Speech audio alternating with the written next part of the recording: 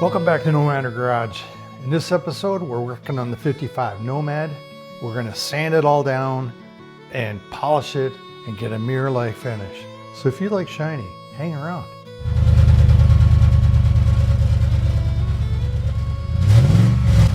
So we've got varying degrees of grit that we're gonna use. I started out on the back part, probably about 800. And there were a few runs in there I needed to work out. And this door's pretty good, so we'll probably start here at about 1500 and work up to 2000 and then polish it. So the goal is get everything at about 2000 grit, polish it out, and hopefully we have a decent finish.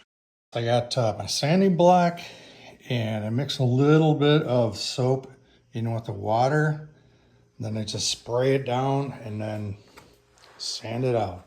Now you might want to be careful with this wash and wax. You may not want to prep a car with that before you paint it because of the wax residue in there. But now it's painted, we don't really care. It works great. The idea is you want to take off the minimal amount of very expensive clear coat to get to this point.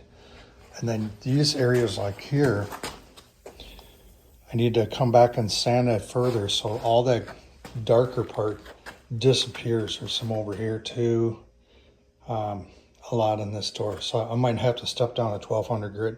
Brought the Ranger in from the Winter Wonderland and got the brush guard installed, and since the wiring was there to the dash and there were holes in the brush guard, I got some fog lamps, so let's see if they work.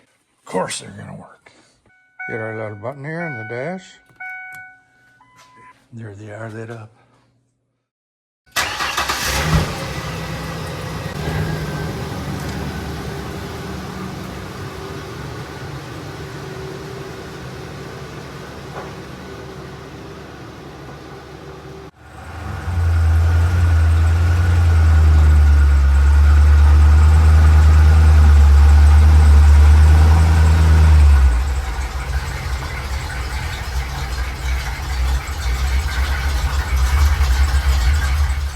Working on this rear quarter, and I'm just not getting enough bite out of the rubbing compound. So I've been using a foam pad, and I switched to this wool buffing pad, and hopefully that'll get me a little more bite that I can clean up with the number 2 3M stuff.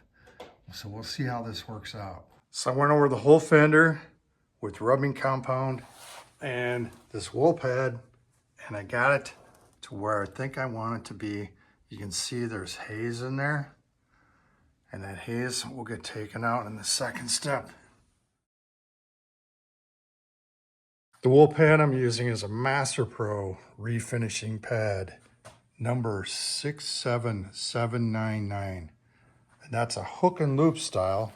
So you just put that right on your whatever polisher, buffer, and then it works pretty good.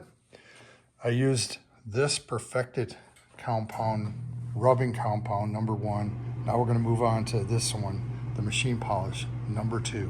After step 2, you can see that the haze is largely gone.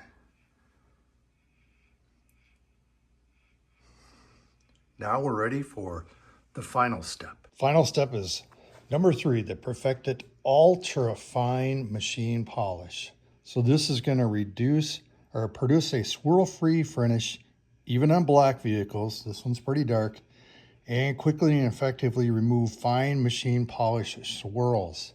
So we'll give that a shot. You could practically leave it at this stage here. It's that good, but since we got everything going here, we're just gonna put on this final number 3 and see how it looks. We applied that 3rd step and it came out really good. So I would say that the different compounds really did their job. We got this side done, and we have yet to do the hood, the other side, the top, and the back. So let's recap.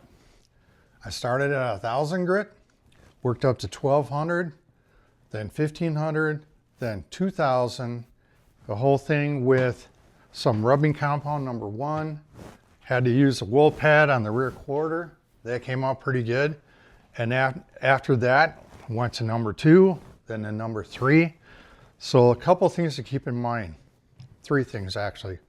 One is, how much pressure are you applying on your buffing wheel? With 1, you're applying some pretty good pressure.